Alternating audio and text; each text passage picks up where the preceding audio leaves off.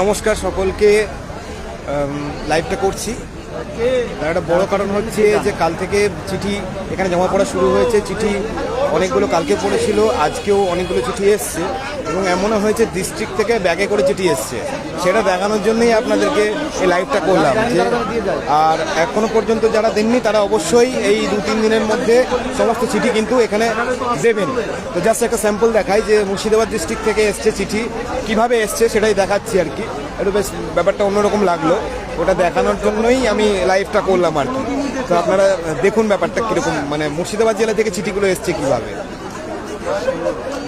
আপনার দা ব্যাগে করে চিঠি এসছে।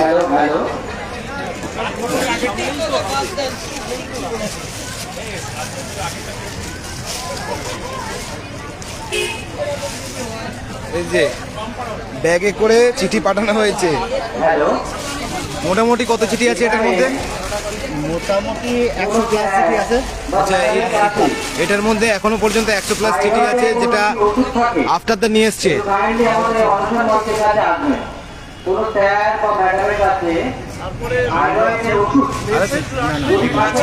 এগুলো শুধুমাত্র আজকের মুর্শিদাবাদ ডিস্ট্রিক্ট থেকে পাঠানো, মুর্শিদাবাদের ডোমকল সাব ডিভিশন, শুধুমাত্র একটা সাব ডিভিশন ডোমকল, মুর্শিদাবাদের শুধুমাত্র একটা সাব ডিভিশন ডোমকল।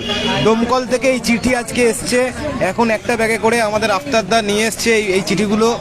শুধুমাত্র একটা সাব ডিভিশন ডোমকল।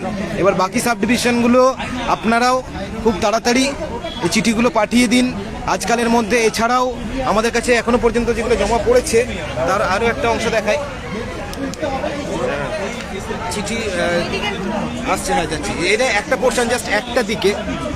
এগুলো যেগুলো দেখালাম সেটা জাস্ট একটা দিকে। গতকাল অলরেডি অনেক চিঠি জমা পড়েছে, আর এখনো পর্যন্ত আজকে এইগুলো জমা পড়েছে এখনো পর্যন্ত জাস্ট একটা দিকে। এখনো অনেক চিঠি আসছে। এছাড়াও আমি দেখাই আপনাদের, আমাদের চিঠির ব্যাপারটা দেখাই। তা একটু ধরুন।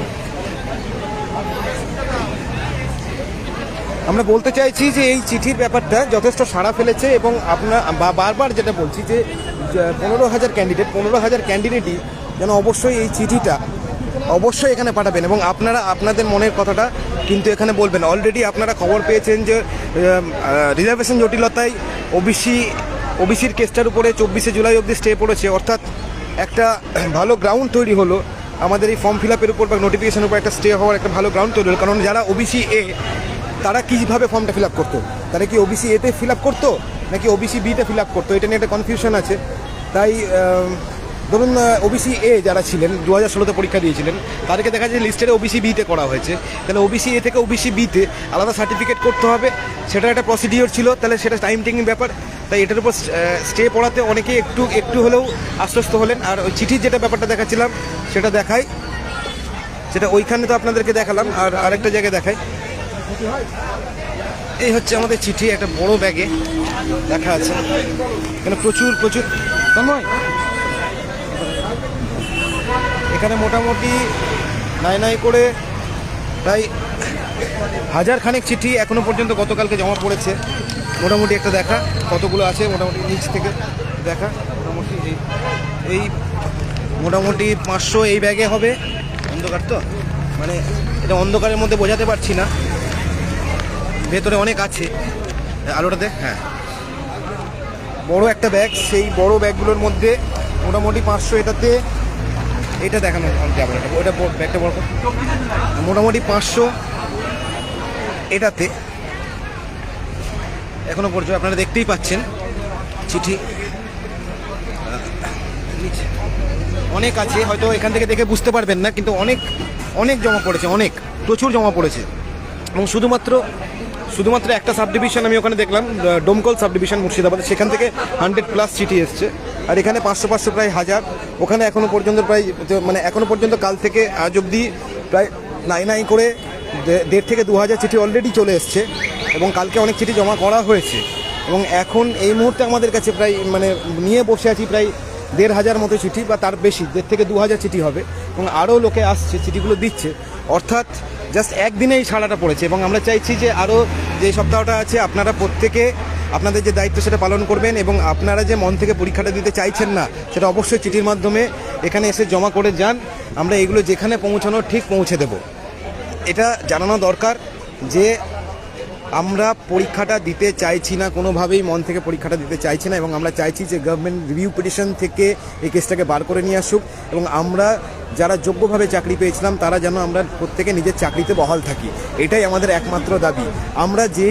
আমরা যে দোষটা করিনি সেই দোষের শাস্তি আমরা পেতে রাজি নয়। এইটা প্রত্যেকে, সেই জন্য দেখুন প্রত্যেকটা আন্দোলন, প্রত্যেকটা প্রতিবাদের একটা ধরন আছে। রাস্তার আন্দোলনের একটা ধরন আছে, আপনার অনশনের একটা ধরন আছে, ধর্নার একটা ধরন আছে, এবং এই চিঠি পত্র আন্দোলন, আমরা এটাকে পত্র আন্দোলনই বলছি, এই পত্র আন্দোলনের একটা ধরন আছে, এবং এই আন্দোলনটাকেও সফল করতে হবে। এবং কাগজ এবং কলমের প্রচুর জোর, এই জোরটা আমাদেরকে দেখাতে হবে, কারণ আমরা টিচার্স, কাগজ এবং কলমের জোরই আমাদের সব থেকে বেশি হওয়া উচিত। তাই প্রত্যেকে চিঠি লিখুন, প্রত্যেকে সেইগুলোকে পৌঁছে দিন, এবং এই একটা পত্র বিপ্লব, পত্র আন্দোলন আমরা একটা করতে চাইছি। প্রত্যেক দিন, প্রত্যেক সপ্তাহে কিছু না কিছু পত্র আন্দোলন আমরা করব, যেখানে যে চিঠি পৌঁছানোর দরকার সেখানে পৌঁছবো। আমরা প্রেসিডেন্টকে চিঠি দিয়েছি, আমরা এডুকেশন মিনিস্টারকে দেবো, আমরা চিফ মিনিস্টারকে দেবো, আমরা এসএসসি চেয়ারম্যানকে দেবো, আমরা সচিবকে দেবো, আমরা প্রয়োজনে প্রধানমন্ত্রীকে দেবো, প্রয়োজনে স্বরাষ্ট্রমন্ত্রীকে দেবো, আমরা যেখানে মানবাধিকার কমিশনে দেবো, যেখানে যে চিঠি দেওয়া দরকার আমার প্রত্যেকটা চিঠি দেবো, এবং এই কাজটা বাড়িতে বসে করা যায়। তাই এই বিষয়টা নিয়ে কোনো রকম আলসেমি করবেন না, ঢিলেমি করবেন না, প্রয়োজনে প্রত্যেক দিন একটা করে চিঠি লিখবো আমরা, এবং প্রত্যেক দিন কোথাও না কোথাও পৌঁছে দেবো। এইটাকে টেক ইট মোস্ট সিরিয়াসলি। অবশ্যই বারবার এই কারণে বলছি যে এইটার একটা বিশাল ইম্প্যাক্ট আছে, হিউজ ইম্প্যাক্ট আছে। আপনারা এখন হয়তো বুঝতে পারছেন না, আপনারা কয়েকটা দিন গেলেই বুঝতে পারবেন যে এর ইম্প্যাক্টটা কেমন পড়ছে। তাই বারবার বলছি যে এই চিঠিগুলো দায়িত্ব করে এখানে এসে পৌঁছে দিন। যারা খুব অসুস্থ আছেন বা কোনো কারণে আসতে পারবেন না, যারা প্রচণ্ড অসুস্থ বা কোনো কারণে আসতে পারবেন না, তারা অন্য কাউরির হাত দিয়ে এটা পৌঁছানোর ব্যবস্থা করুন। এটাকে অবশ্যই করতে হবে, এটাকে মোস্ট প্রায়োরিটি দিন প্লিজ, এটাকে মোস্ট প্রায়োরিটি দিন, বারবার বলছি। ঠিক আছে, এই বলে আমি আমার লাইফটা এখানে শেষ করছি। বস্তা বস্তা চিঠি আজকে আমরা শিক্ষামন্ত্রীকে দিতে যাচ্ছি। আমরা যে পরীক্ষা দিতে চাই না তার প্রতিবাদ হিসাবে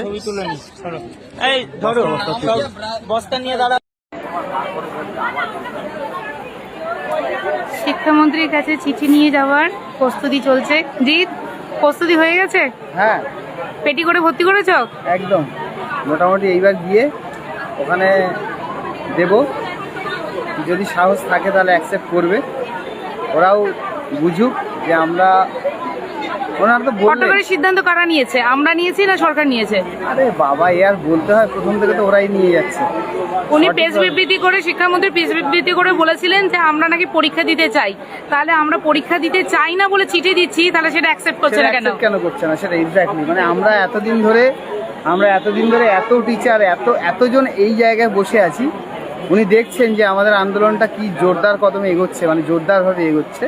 তো তারপরেও উনি যে কিভাবে এই ডিসিশনটা নিলেন, মানে উনি কখনকার খাবার কখন খেয়ে যে এই কথাটা বলে ফেললেন আমি তো বুঝতে পারলাম না। যাই হোক, কিন্তু ওনার যে বিবৃতিটা সেটা যে কতটা ভুল সেটা উনি হয়তো নিজেও রেকটিফাই করার চেষ্টা করছেন না।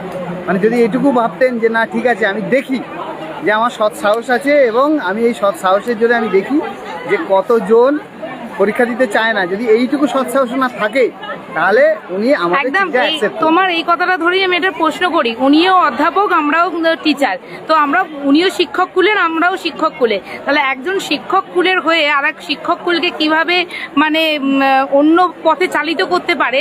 উনি প্রেস বিবৃতি দিয়ে বলেছিলেন যে আমার কাছে আছে কয়েকজন মুষ্টিমেয়, কয়েকজন আন্দোলন করছে। কারণ বুঝতে হবে, আমরা অতীতেও দেখেছি যে আন্দোলন করার সবার ক্ষমতা থাকে না, কয়েকজনই আন্দোলন করে।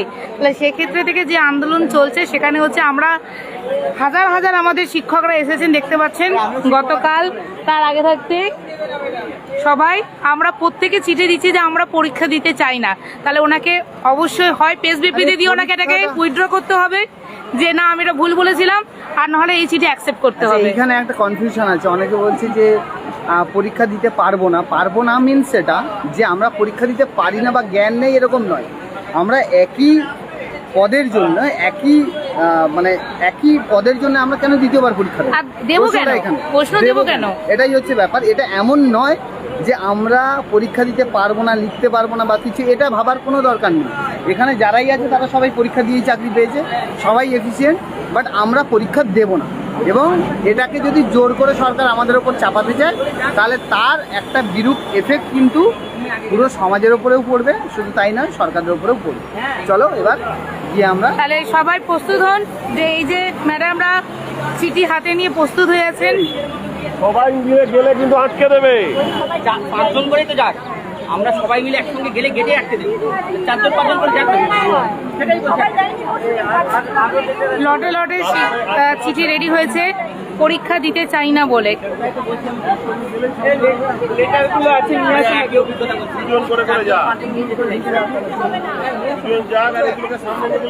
দেখলে মাথা খারাপ হয়ে যাবে। দেখাতে হবে না, এত লেটার আছে।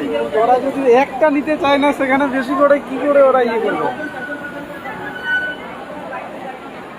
তার মধ্যে ন্যায় বিচারের জন্য আমাদের যারা অনশন করছে আজকে তাদের অবস্থা, একজন অসুস্থ হয়েছেন জানেন, আমাদের সালমা ম্যাডাম অসুস্থ হয়েছেন, হসপিটালাইজড হয়েছে।